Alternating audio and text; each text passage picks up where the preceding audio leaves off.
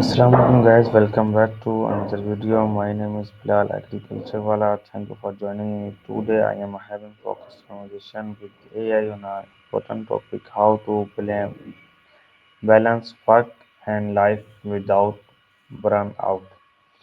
This topic matters because maintaining a healthy balance between work and personal life helps protect our mental health, improve productivity, and prevent long-term exhaustion.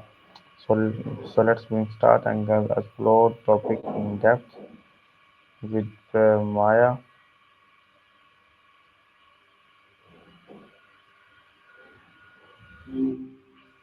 Hey, hey.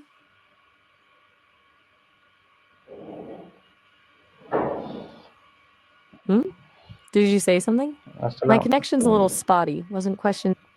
assalam, Okay, as, okay. as, So, listen. Assalamu alaikum, Maya. Today I am having well, focused conversation with you on the topic is how to balance work and life without burn burnout. So let's start. What does work life balance mean in simple words? right. Work life balance. It's less about, perfectly splitting your time 50-50. That feels unrealistic, doesn't it? It's more about feeling content with how you're spending your time and not consistently feeling drained by either work or life. Does that land? Why do some people struggle to maintain work life balance? Honestly, a lot of it comes down to boundaries, or more often, a lack of them. We're conditioned to hustle, to always be on. Plus, there's guilt, feeling like you should be working even when you're not, or feeling guilty for taking time for yourself. Does that resonate? What is burnout and what are its common signs? Run out. You mean burnout, right? It's when you're completely depleted emotionally, physically, and mentally from prolonged or excessive stress. Common signs? Constantly feeling exhausted, even after sleep, being cynical or detached from work, and a real sense of ineffectiveness, like nothing you do is good enough.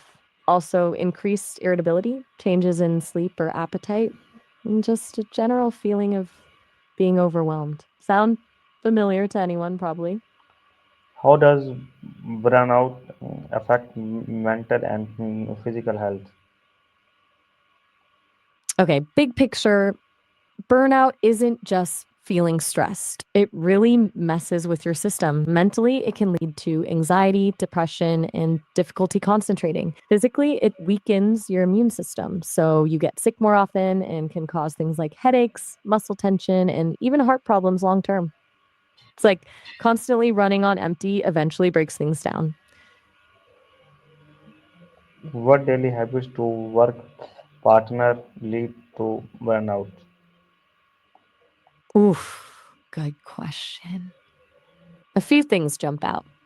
Consistently working long hours, definitely.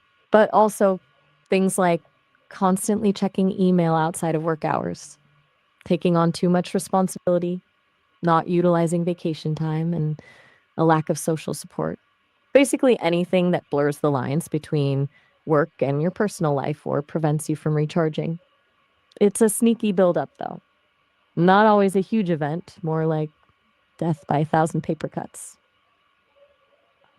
Why does overworking reduce productivity instead of increasing it? That's a really smart observation. See, when you're burned out, your prefrontal cortex, the part of your brain responsible for focus and decision making, basically starts to short circuit. So you're spending more energy just trying to focus and less energy actually getting things done. It's like trying to run a computer with a low battery, everything slows down and glitches. Feels counterintuitive, but pushing through exhaustion actually makes you less effective. Why is learning to say no important for balance? Whoa, violence? I think you maybe misspoke there. Did you mean well being? It totally threw me for a second. But yeah, learning to say no is absolutely crucial for protecting your well being. It sets boundaries. When you consistently say yes to things you don't have the time or energy for, you're essentially sacrificing your own needs. And that builds up resentment, stress, and eventually burnout. Saying no isn't selfish, it's self preservation. How can managing time better help prevent burnout? Time management isn't about squeezing more into your day. It's about creating space for what actually matters. When you prioritize tasks, schedule breaks, and block out dedicated time for work and personal life, you feel more in control. That sense of control reduces stress and prevents you from getting overwhelmed. Plus, it allows you to actually enjoy your downtime instead of constantly worrying about what you're not getting done. It's a buffer against that feeling of being constantly behind. What role does rest play in sustained productivity? Okay, you mean just in time planning? Hmm, interesting. On one hand, it can reduce anxiety about things looming in the distance, but relying solely on it is a gamble.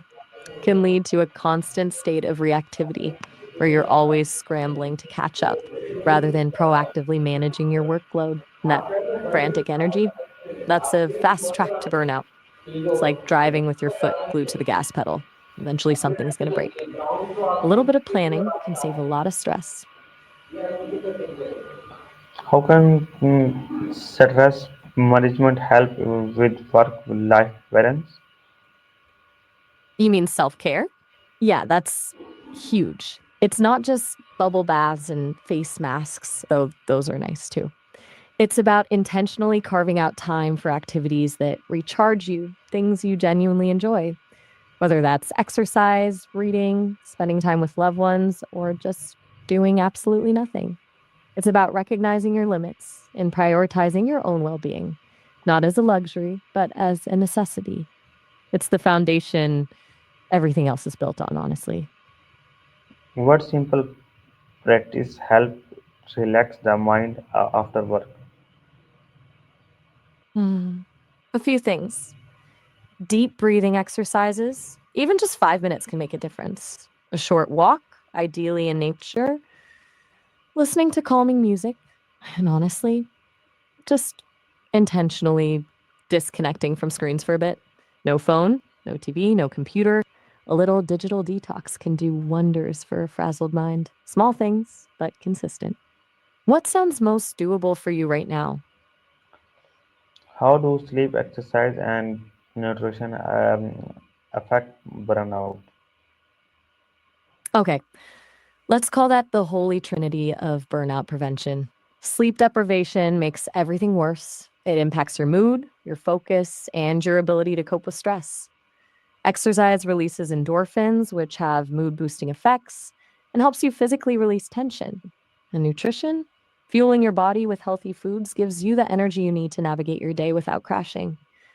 They all work synergistically. Neglect one, and the others become less effective. It's about treating your body like something worth taking care of, because it is. What is your final advice for anyone trying to balance work and life without burning out? Be kind to yourself. Seriously, this isn't a competition, it's a constant recalibration. Accept that some days will be more balanced than others, and that's okay. Prioritize relentlessly what truly matters to you. Let go of the rest. And remember, setting boundaries isn't selfish, it's essential. You can't pour from an empty cup. Does that make sense? Okay, Maya, thank you for your time. Inshallah, I will back with a new topic. Allah Hafiz. You're very welcome, Bilal. Inshallah. I look forward to it. Allah Hafiz.